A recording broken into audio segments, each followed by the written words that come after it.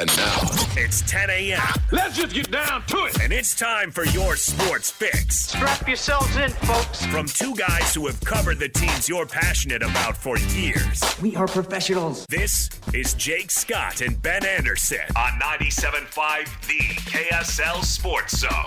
Jake and Ben, 97.5 The KSL Sports Zone. Jake Scott, Ben Anderson. Thank you for making us a part of your Thursday. See, I still hit the post, Christian. You're welcome. What's up, Ben? Doing well. How are you? Oh, man. Living the dream. What can I say? Good. Yeah. It was nice this morning. Yeah, life's good. Yeah, life is good. I was talking to your boss at KSLSports.com, Maddie, yesterday, and we were talking about how we're in the middle. You know, she's always busy, but like this is 2 months where in this town you've got now hockey, NBA, college basketball just starting, and college football. Yeah. And it's just kind of the sweet spot where everything is happening at once, which is great. Yeah, it's good for us. It is. It is good for us. And we'll talk all about it today. Kind of cool that the eyes of the college football world are on one of our local teams once again. And the Jazz I described it with David, and we can start wherever you want, but I described it with David as an interesting game last night. Okay, what did you think was interesting about it? See, that's exactly what he asked me. He turned it around and put me on the spot. And I hope I explained it well why I did find it interesting. But here it is, Ben. Missing Walker Kessler, Detroit might be the last team you'd want to play. Okay. Just based on how they're built and what they like to do. So the Jazz were ill-equipped for this particular matchup. They played the worst third quarter in basketball history. 4 of 22 from the floor. Only Ace Bailey made multiple shots on the team in the quarter. It was actually the second worst quarter in the NBA this season. Was it? Uh-huh. And it was their worst quarter since From what? 2022. By what measure? Shooting. Okay. 4 of 22 it's was really bad. I mean, just awful. Yeah. And the Jazz didn't get blown out.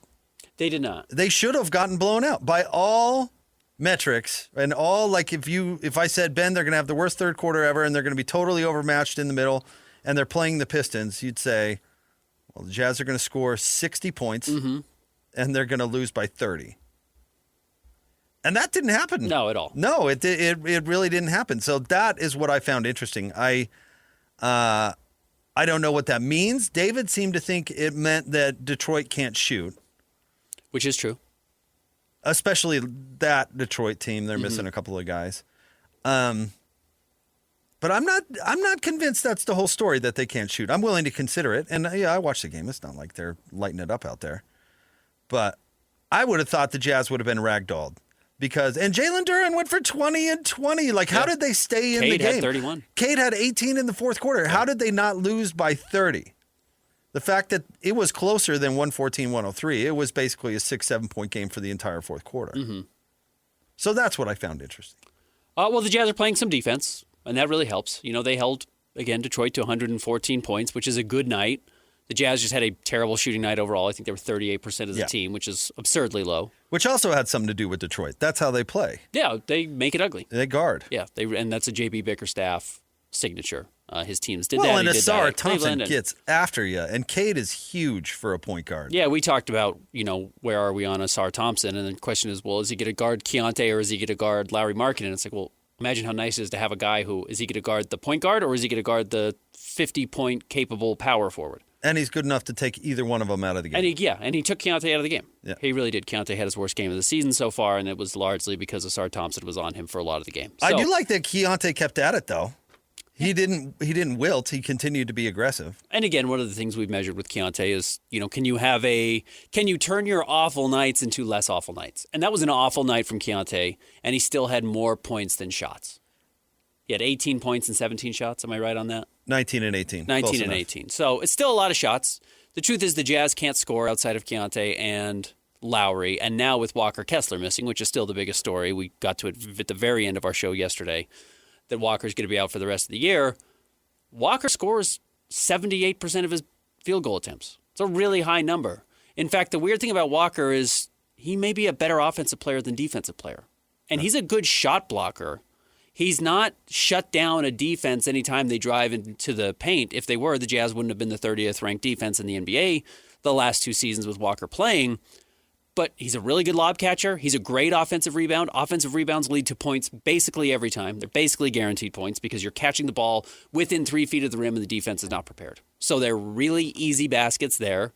And he makes his baskets when he shoots. So he has a lot of value on the offensive end that I think gets discounted because he doesn't shoot a lot. But it creates easy points for a team that now, I don't think it's a coincidence that we haven't seen Walker over his last 3 games, and the Jazz have scored 103 points, 105 points, and 103 points, which is basically what the early 2000s Pistons did. I totally agree with your take right there, which is amazing they didn't lose by 30. Uh-huh.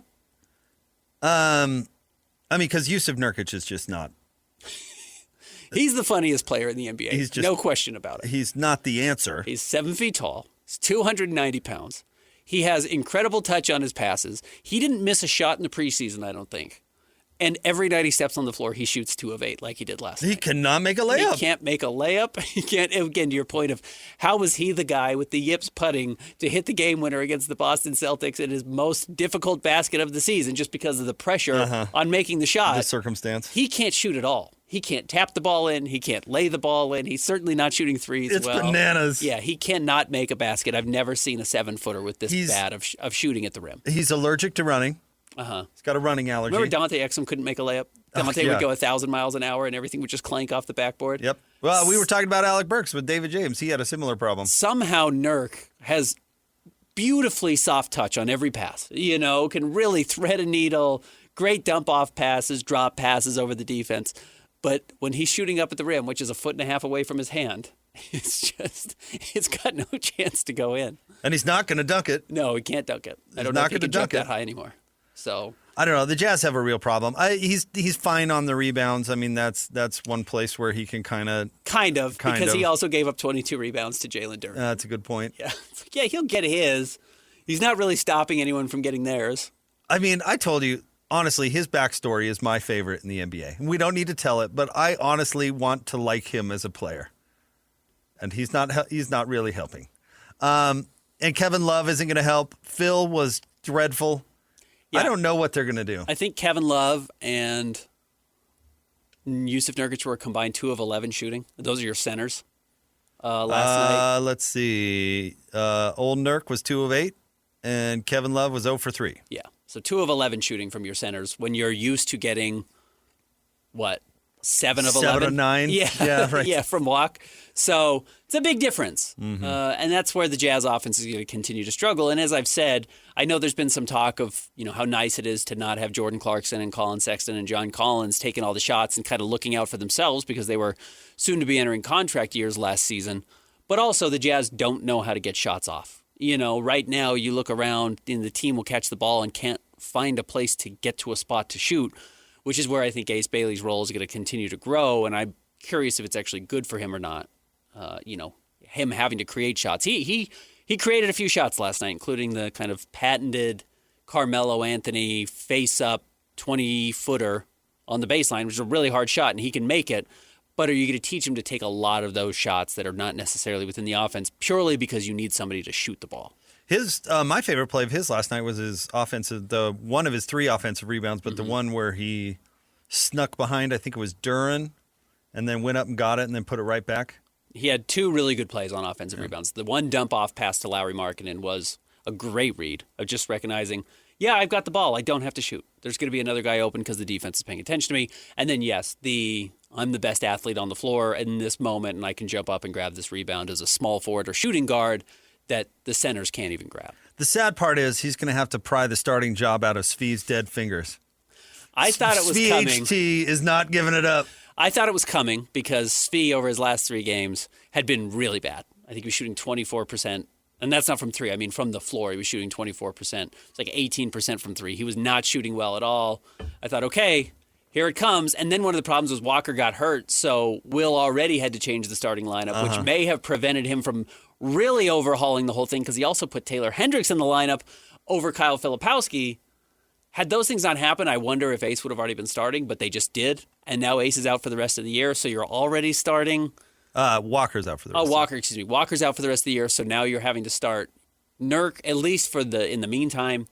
And so you didn't want to change everything. And then Svi last night has the best game of his life, 28 points, 10 of 16 from the floor, couldn't miss, 20 points at halftime.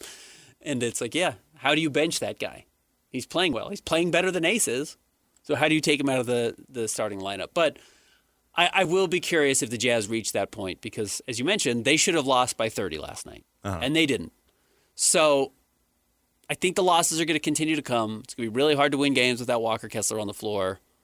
And do you shift your approach to developing the young players once again over let's put the best lineup out there that we can? By the way, when I say that, too, I'm not trying to throw some moral victory out there. I don't really care. I'm just shocked that they didn't lose by 30. That was a recipe for a blowout. Yeah. And so the reason that it wasn't a blowout, I find interesting. I had the exact same feeling where, the Jazz would play and you're like, man, they have not gotten a basket in so long. And you'd look up and it's 99-93. Yeah, it's crazy. It was crazy. They're a stop and a 3 away from this being a real game.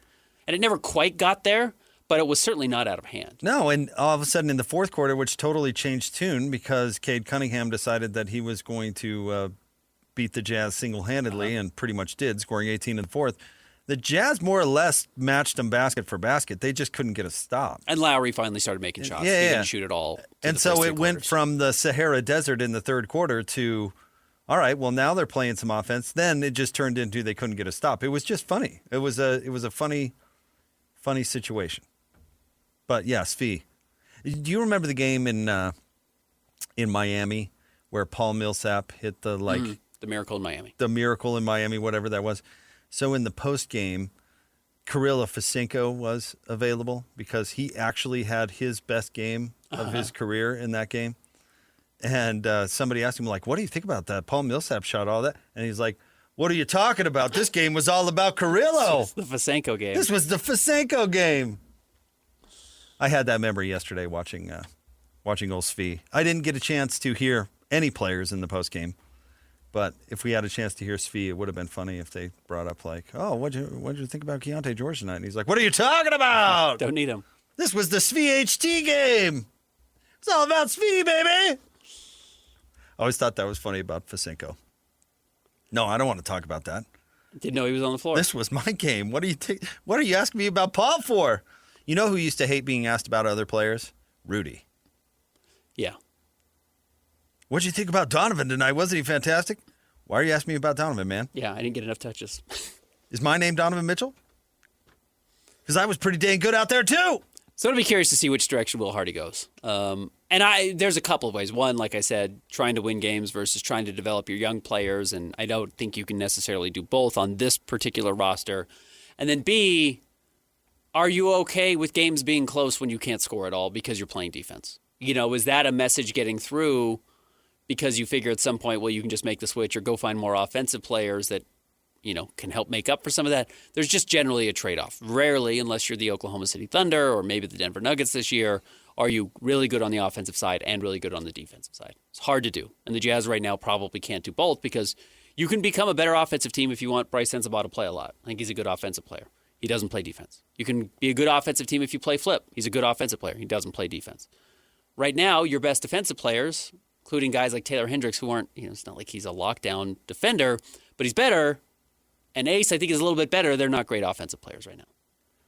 I think they need to trade for the clinic and then have the clinic show all of those other guys how to play dirty. He just made his debut last night for the Spurs. That's how Phil stays in the league. I've said that for a long time, as if he figures out how to play big and he's able to guard bigger than he is so he can be on the floor as a stretch five. I think that's his future in the NBA. But right now, he's not guarding anybody.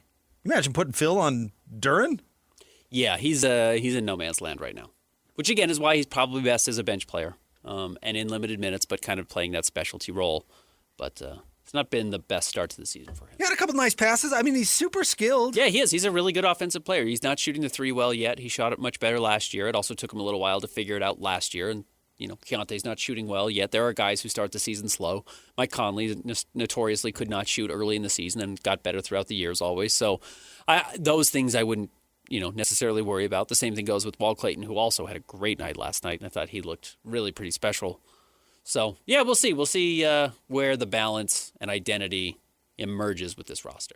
All right, we'll get to top three stories at KSLSports.com coming up next. Christian, how are you doing? You having sports withdrawals because your ESPN isn't on your YouTube TV still? You have the shakes this morning? Dude. You weren't able to watch college women's softball at 2 a.m. last night? My donks are on Thursday Night Football tonight on Prime that's Video. good. I'm stoked. You're all right. Who are they playing? Raiders. You going to have a job tomorrow if they win? Let's just Salazar say gonna chop your head off. I'm either not coming in tomorrow or I'm coming in with my face painted. Oh, okay. Oh, man, Salazar is not going to like that. To Ben's point, not one bit. Yeah. If you value Like that? If you value your job, you're going to come in and say, "Hey, the Raiders gave it a nice effort. That was a good run. Give us a nice effort." I like that Genty. Geno Smith looks like the future. Oh man, I hope the Donks lose. That would be a bad loss. That'd be a real bad loss. Where is it? Vegas or Denver? It's in Denver. Oh, beauty. Yeah. It's going to be tough to take that L at home. You said you'd rather lose to the Chiefs than the Raiders? I don't think I've ever said that, but yeah, that's probably true. Yeah, I think that's right. I've said that I hate the Raiders more. No, I hate the Chiefs less than I hate the Raiders. Right. Okay. Oh, okay. Okay. I kind of like Ashton Shinty myself. I like Ginty. I like Brock Bowers. I like I Mahomes. hate the Raiders. No, did it change when they moved to Vegas? We like No, Vegas. I don't care. You like Vegas. They moved to Vegas before I cared about Vegas. Okay. I like Pete Carroll. I see. I don't like. Oh, you Pete don't Carroll. like Pete? Yeah, I like him. He's good. Yeah, he's of course, yeah. I didn't really like it that he might have been, I got to say that, feeding his defensive backs amphetamines when he was coaching for Seattle. I never really thought that was great. Yeah. Win at all costs. Right. It's that scares me. All right. Stay tuned. Top 3 stories of the day at KSLSports.com. Coming up next is Jake and Ben, 97.5, the KSL Sports Zone. It's time to break down the biggest stories of the day. This is the top 3 stories of the day on KSLSports.com. 97.5, the KSL Sports Zone. Jake and Ben, 97.5, the KSL Sports Zone. Jake, Scott, Ben Anderson. The problem with your take there, Christian, is Armpit isn't taking a pay cut. They're just going to fire all the production staff at ESPN. He's not a man of the people. He doesn't give a crap about the people. Anyway, They we were won't arguing. fire production. They'll just fire lesser talent. Christian was saying that Armpit took a shot at ESPN yesterday and was saying he's a man of the people. I was saying, no, he's not. Well, he got mad that ESPN was not on YouTube. And he said, quit asking. He told the talent at ESPN to quit asking viewers to call in to fix the problem. Armpit, Which I think is rightfully so. you make $20 million a year. They've got to pay for that somehow. Yeah. They probably budgeted into your salary the idea that they were going to get increase in rates fees over time. So then Christian said, he's a man of the people. And it's like, yeah, tell that to his cameraman who's going to be looking for a new gig. Yeah. Or all the many other talents that ESPN has had to cut over the several years to pay for Screamin' A and Armpit. Right. Yep. Anywho, time for the top 3 stories of the day at KSLSports.com. Brought to you by J. Brooks Jewelers. Cherish your love with J. Brooks Jewelers. Explore their expertly crafted engagement rings made from the finest materials, J. Brooks Jewelers. For example, the mouse is going to pay Minnie and Goofy. But if you're Chip and Dale, you're getting the shaft. That's how Disney works. Oh, boy. That's what I'm saying. I walked around Disneyland for days. Saw Chip and Dale like 60,000 times. Could I find Elsa? Nope. Anywho. Did you ever find her? No. Well, no, it's a longer story than it's worth. It is kind of funny, though. I did go to great attempts to find her, and no, I did not. All right, what's number 1? We'll go here. Number 1, Raider Dark Lord Cody Campbell joined DJ and PK this morning.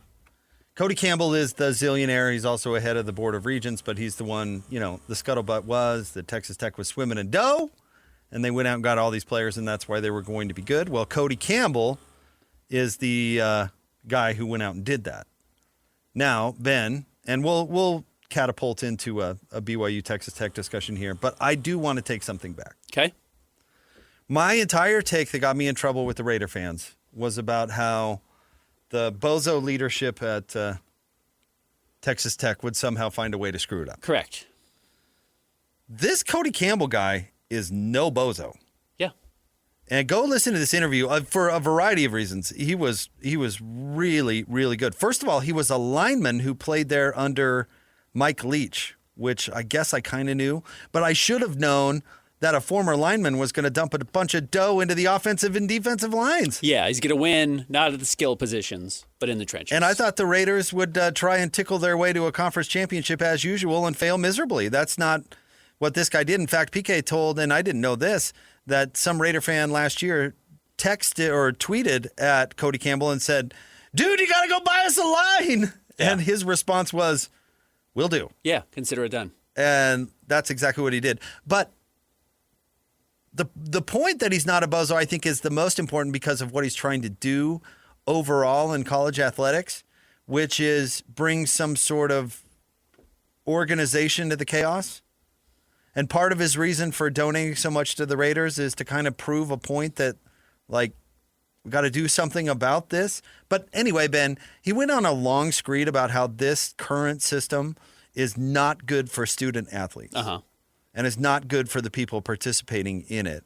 And he articulated it so well. I mean, I have the same feelings, but he really put it out there so well. And he struck me as a guy that had a good head on his shoulders and actually cares about young people, which beware the people that say that, because sometimes that doesn't turn out to be true.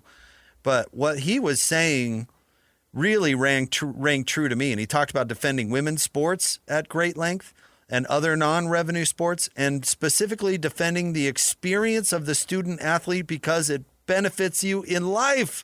I was like, oh my gosh, this guy is a breath of fresh air. So I take back my bozo comment about the Raiders, because if Cody Campbell's in charge, that dude's no bozo. And in retrospect, I should be not surprised that the Raiders are as good as they are. He started his business while he was in college. This isn't a Dolan situation where he inherited a bunch of his dad's money and then just decided to go play with it somewhere, and it was just at the college he went to. That's not the case. He really built this business, so he's spending his own money on building this team up. And you're right, having played there, I think gives him some idea of what does and does not win on the football field, and probably where Texas Tech has been weak in the past. They've always had skill players. Mm-hmm. Again, you go back and look who we drafted last year, or yesterday in What You Got Wednesday. None of us took a defensive lineman. None of us took an offensive lineman. We took quarterbacks, right? Wide receivers. Yep. You took a linebacker. That's a problem. You got to have good players in the trenches, and that's where I do think this game is going to be decided. Coming up against BYU on Saturday morning at 10 a.m. I'm very excited to watch this game. My schedule is completely clear, so I'm going to hang out and throw it on. But, that's going to be the battle. Can Texas Tech's defensive line do to BYU what it did to Utah? And actually, Cody said that because DJ and PK asked him for his keys to the game, and he talked about just that subject. And I think he's totally right on the money. If BYU can neutralize the defensive line for the Raiders, then it might be a pretty good day for the Cougs. If they're able to stop the Raiders up front, it might be a good day for the Cougs, and vice versa. But interesting that, the other interesting thing, Ben, I thought was he talked to Mike Leach all the way through Mike's career after he paid, or after he left. And I'm sure he heard Mike complain about what doesn't work at Texas Tech, because he did that often and he did that publicly. And maybe Cody's saying, what's that meme you love from the stupid Tom Hanks movie? I'm the captain now? Yeah. What is that, Captain Carl? Captain Carl. Captain Phillips? Is that what it's called? Which apparently was a gross misrepresentation of what actually happened. Yeah, it's Hollywood. No, but apparently Captain Phillips was super reckless and somewhere that he was not went supposed to be. He was not supposed to be. The whole thing was his fault. And he was taking a shortcut or something like that. Don't go in there. Pirates are going to be there. The Pirates got him. He's like, well, this is a pickle. And somehow Hollywood was like, that man is the hero. That's a hero right there. So I'm excited for this game. I will be curious. And he's a single-digit billionaire, which is still an absurd amount of money, and you can probably do whatever you want to. But I will be curious if we end up, and maybe Saturday's game is the determining factor, or maybe it's the conference championship game, which, as I've said several times, I still think is going to be BYU and Texas Tech. If BYU and Texas Tech are, until we try and slow this thing down, and maybe we never do, if the outcome of this game and the conference championship game just turns into a spending contest between these two schools, because they have they have the most resources, tools and resources that nobody else in the conference really has. So if they want to and run away with this thing, they probably can. You know, it's interesting, though. I don't think Cody Campbell actually wants that. I hope not. But I don't know. Guy loses. Guy invests a little bit of money and they lose. He says, well, what's a little more money? Well, the problem is I don't see him being successful, one. In what way? I don't see him bringing calm to the chaos. They talked all about. Okay. I thought you were talking about like at Texas Tech. No. I think I'm he's sorry. already I didn't been mean very to, successful. No. I don't mean to like completely change the conversation. But he talked about legislation and how they need Congress to act, and that they have to. You and I have both talked about how this clearinghouse thing is stupid and it's not going to fix anything, and these NIL resource schools are going to continue to have the ultimate advantage. I don't see him fixing that. I think he'd like to. Sure. But the other thing he said, did you know that 182 programs have already been eliminated countrywide? Like sports. Sports. Yeah. Sports programs. Yeah. That was an alarming number to me. It's a lot. Yeah. That's a lot of scholarships. And it ain't football and basketball they're canceling. No. It's kids who really are using athletics to get an education. What a novel concept. Yep. Nah, I don't want those guys getting it. Not for us. All right, what's next? Number 2, question. How many picks will Bo throw tonight? Answer, not as many as Gino.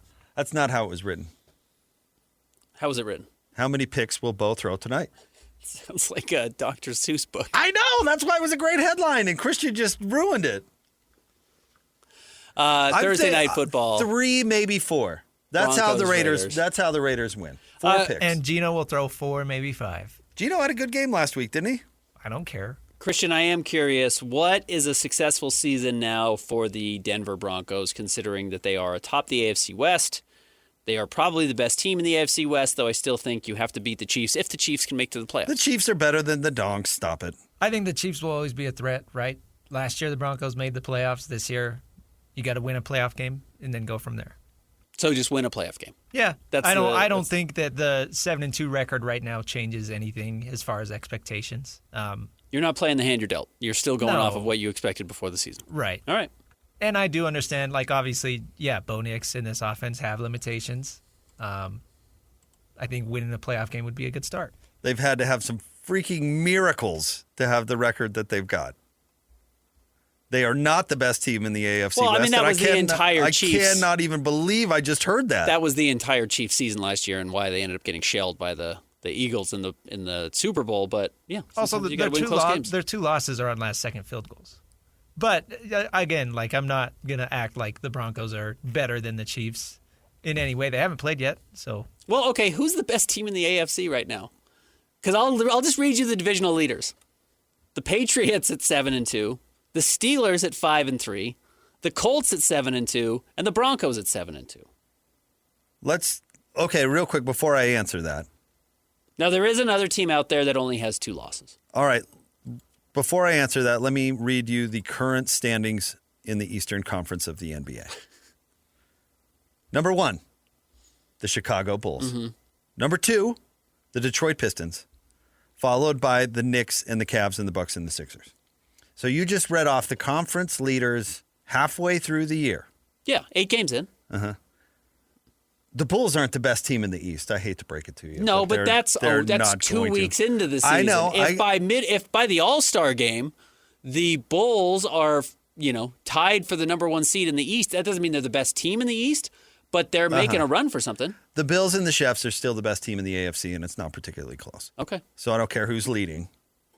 Those 2 teams are the best team in the AFC, and probably the best team in the NFL if you're not a believer in the Eagles still. Still should be the Bills as the best team in the NFL. Yeah, or the Chefs, either way. Yeah. Here's the Bills just beat the Chiefs. Yeah, they did. Here's the NFC. Who's the best team here? Eagles are 6-2. Packers are 5-2. Buccaneers are 6-2. And the Seahawks are 6-2, as are the Rams. Well, you're in love with Baker, so I'm sure you'll say Tampa. I'd still say Philly, and if I had to pick a second, probably the Rams. Might be the Lions. And the Lions aren't in that conversation. The Lions have been kind of disappointing. They've been I up thought. and down. They had a really slow start to the year, and they did just lose their last game. And the Packers just punched themselves in the face to lose to the Panthers at home? Mm-hmm. Yeah, I don't know. I love Jordan Love, but I'm not ready to go there yet.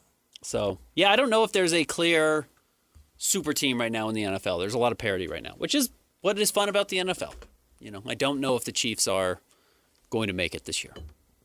I think the Jets are going to make a comeback. You like the Jets? You like I what do. the Jets did at the trade deadline? 1-7, but I think they'll probably be above 500 by the end of the year. Be amazing to trade Sauce and is it Quentin Williams and bounce back. Well, those guys were the problem. Yeah, bad attitude. Guys. Those guys were the problem. Locker room cancer. And now it's going to be fixed. Next. Well, if the Titans can win a game, anything's possible. Yeah. All right. Number 3, in case you missed it, Walker Kessler is out for the rest of the season.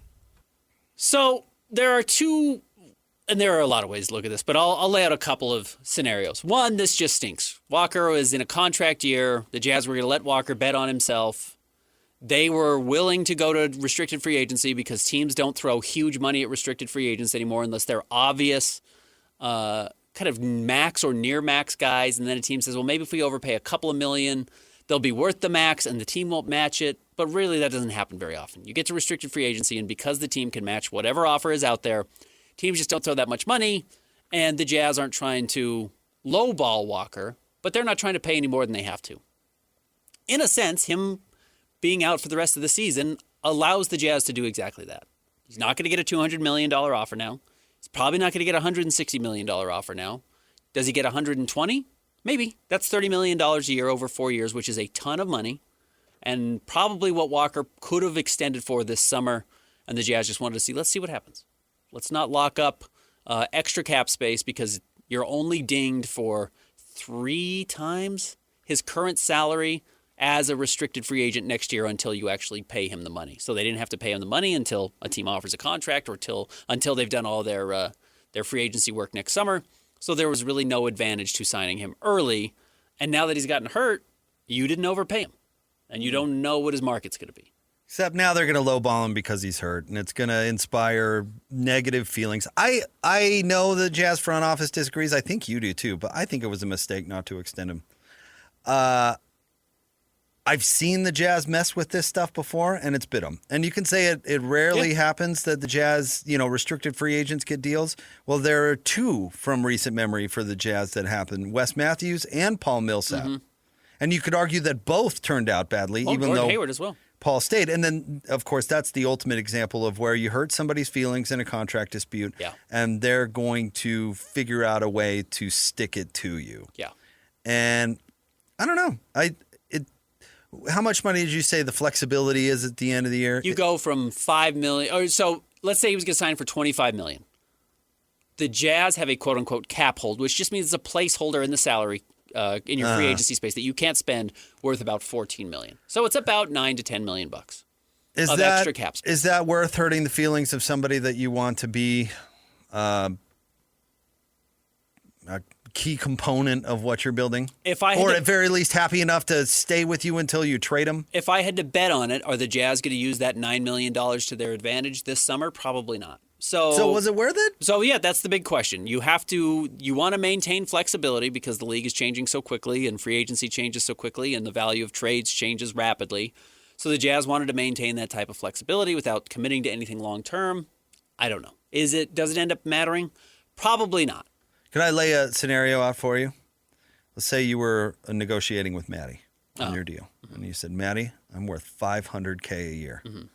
And pay cut? And she said, Ben, I think you're worth $300K a year. And you're like, seriously, dude, I'm rocking this website. Are you kidding? I'm cranking in the dough. I'm awesome. I'm the future. I'm worth $500,000 a year. And then let's say during your break, let's come back tomorrow. You break 3 fingers in a skateboarding accident. Mm-hmm. And Maddie's like, well, guess who's taking $300K now? Yeah. Because your typing ability is significantly altered for the short period of time. Mm-hmm. So guess who's not getting the $500K that they wanted? You would come out of that meeting like, yeah, I lost would you come out of that meeting? No, would you come out of that meeting and go, well, you're right. Yeah, no, I'm absolutely. not worth all Very that. frustrated. And you would come out of it and you'd say, not only am I frustrated, but I'm holding it against you because you're lowballing me at my lowest time when I'm hurt. There's no way that you're. I mean, let me put it this way: some bridges would have to be seriously mended if you were going to get everybody back on the same page again. That's why this is all delicate. That's why is it really worth it to What did you say? They let Walker bet on himself? They made Walker bet on himself. They did. I don't even think they offered him any type of deal. I don't think they even lowballed him. They just didn't give him an offer. I don't know that for sure, but it doesn't sound like there was an offer made. I don't know. Maybe I'm making too much of it, but I've seen it. I've seen it happen with the Jazz. And it's bad. It never works out well. It's not like Walker doesn't have alternative routes if he wants to take them. Walker this summer, if he says, hey, I'm worth 130, you're only offering me 80 or 100 now. I know I'm worth an extra $30 million, and I'm actually going to hurt myself if I sign this contract with you for 4 years and $100 million. I'm going to sign what they call the qualifying offer. 1 year, and I'm which out. Which means I'm an unrestricted free agent in the summer of 2027, and I think if I play a lot, I'm going to sign a $200 million deal. It would be stupid for me to sign for $100 million. Yeah. That's the risk. That is the gamble the Jazz are playing. I will say two things here. The other aspect of this I'm curious about is, did the Jazz plan on trading Walker Kessler this year, which is no longer an option? Were they hoping to flip him at a $4 million contract with use of Nurkic's deal or whatever to get up to $23 million to take somebody else back that was better or bigger because somebody wanted Walker Kessler? Right. You know, the name that had been out there consistently in these rumors was Austin Reeves. Well, that is off the table, A, because Austin Reeves is playing out of his mind, and B, because Walker's now hurt. That's a question I have for the Jazz. What it does do, though, is I think it makes the season a lot easier of just saying, hey, this is another tanking year, quote unquote. You don't have to tank now. You just don't have the talent on the floor. You already lost 3 of your 6 best players from last season in trades with Collins, Sexton, and Jordan Clarkson, and now you've lost Walker. So you're down probably 4 of your 6 best players from last season. You can't win games. Certainly not at the level you want to if you were going to try and, quote-unquote, be competitive to make a run at the play-in tournament, which I never thought was particularly realistic. But our conversation of best-case scenario, Jazz maybe get to 35 wins if they really put the pedal to the metal, probably doesn't exist anymore. Oh, no, they're a worse team today than they were yesterday, By for sure. a lot. By why? Yeah, he's good. That's my point. And he's really hard to replace. What's the point in dinking around with this stuff? Just sign him to the deal. It's not worth it. On these rookie extensions, it's just not worth it. Well, I guess the other question is, are we positive the Jazz think he's that good? No, obviously not. Yeah. They would have signed him if they thought he was that good. I totally agree. If there was no doubt that he was going to be the starting center of the future and they were happy to pay him $30 million a year, I don't think they would have messed with it. But see, that feels very un-Danny Ainge to me, and I realize Austin was part of this, but Danny's kind of the lock it up and trade him guy. He's not the let him go for nothing guy. In fact, he said that. That's bad to let him go for nothing. It was the whole reason they held on to Colin Sexton and Jordan Clarkson so long. Yeah. Too long, but yeah. And John Collins, because we're not going to let him walk for free, which I can buy that logic. But if you don't believe he's the guy, sign him long-term and trade him to the Lakers. It doesn't hurt at all. No, it's a really... get it. If you just like the behind-the-scenes aspect of basketball, this is a really interesting situation now. Yeah. This got really fascinating. And he said he was frustrated at Media Day. That's notable. Yeah, he's going to be frustrated now. He's going to be more frustrated now. Way worse, yeah. All right, stay tuned. More next. Jacob Ed, 97.5, the KSL Sports Zone. It's another battle for the Aggies, and the KSL Sports Zone has it covered.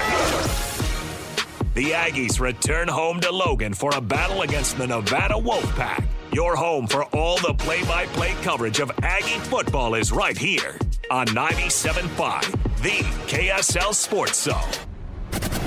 You're listening to Jake Scott and Ben Anderson. Let's lock in. On 97.5, the KSL Sports Zone. Jacob Ben, this segment brought to you by Peach Doors and Windows. Amazing home transformations begin with Peach, where 5-star reviews are the norm. Call them today for your free in-home estimate, 801-566-1255, Peach Doors and Windows. We're going to talk to our friend Nick Olczyk coming up at the top of the 11 o'clock hour. Real quick here, Ben, did you see Kevin Durant going back and forth with one of your very favorite people last night? Who was it? He's always going back and forth with somebody on Twitter. It's not on Twitter. Oh. It was at the game. Okay. They were playing in Memphis, and he was talking to your guy, Tee Morant. Oh, okay. And KD said this, quote, "Your son don't want to be here. We know it's your last weekend. Enjoy your time." Wow. Now, NBA insider Kevin Durant? Well, these guys know. I mean, these guys have agents. These guys know what's going on. It's interesting, Ben. Be careful who you give your franchise to. I mean, I think if there was a lesson that James Harden taught us all in Houston, is giving your franchise to a player, no matter how good that player is, might not work out real great for you. And Memphis, and you've talked about this more than anybody because you've, seen some behind the scenes stuff with the Grizzlies. Memphis gave their whole organization to Ja Morant. They let him do whatever he wanted. He let Tee fly around the country with him. Yes, he did. I told you, it was one of the weirdest things. What was their coach last year? Taylor Jenkins? Uh-huh. Was in a press conference with Taylor Jenkins. Every opposing coach speaks before the Jazz game. And he was doing his thing talking, the way his job is to talk to the media. And in the middle of it, a guy who looks a lot like Usher, but was actually Tee Morant, was not Usher, pokes his head in and just says something. It wasn't offensive, but just Taylor! Made it about me, made it about Tee Morant. And I saw the soul leave Taylor Jenkins' body of just I'm on the road in Salt Lake City. Clearly, I didn't know at the time, coaching for my job. I'm trying to hold on to my job. I'm trying to win here. And Tee Morant, the father of Ja Morant, who has his own off-the-court issues, is interrupting my focus. Interrupting. For the 15th time today. For whatever reason. Yeah, exactly. Wherever he's popping up. He asked me where the bagels were at the hotel. Yeah. And it's just I just saw him die a little inside. And you realize, be careful who you turn your program over to. Well, and then if you want to get into the nuts and bolts of it, they paid him way too much money. So now, and I don't know if you've been reading the reports, I've heard stuff from your own people, Ben. I've heard the market for him kind of sucks. Yes. Because you have to give him the franchise if you trade for him. Because not only, I don't know if T would have to travel or whatever, but he's in the pay scale where you're not going to pay him that kind of dough to be a role player. And I don't think he's good enough, or I don't like his game enough to, if you're the Jazz, are you going to give your franchise to Ja Morant? I don't think so. The Jazz should be one of the teams that are in the market for his services. 100% they should be. And I don't think they will be. No. I wouldn't be. Well, yeah, who the team who's going to be in the Ja Morant business is the Sacramento Kings. It's the worst teams in the NBA. It's the worst run teams in the league. New Orleans. Oh, I heard an interesting one about the Hawks. How the Hawks would trade their headache for Memphis's. Another one. That'd be interesting. Maybe. But that's kind of that's the problem. And that's where, the Jazz, I know some fans have wanted to see Ace Bailey more. They don't love the way the Jazz have handled it early on. Getting rid of Omar Cooper before he turns into Tee Morant is a good thing to do. Because if you turn the franchise over to Omar Cooper, this manager that Ace had, you may never get the best of Ace. And I don't think you've gotten the best of Ja Morant, unfortunately. And you just sign yourself up for a bunch of headaches. Yeah. No, I think you're totally right. And it's another reason why I think it's important for Ace to earn his spot on the team. I think entitlement is a big problem with Ja Morant, honestly. Yeah, of course. Absolutely. Not reaching his peak. Yeah. So anyway, Kevin Durant saying Ja's going to be traded this weekend. We'll see. We'll see. Nick Olchek, our good buddy. We're talking some Mammoth hockey next. 97.5, the KSL Sports Zone.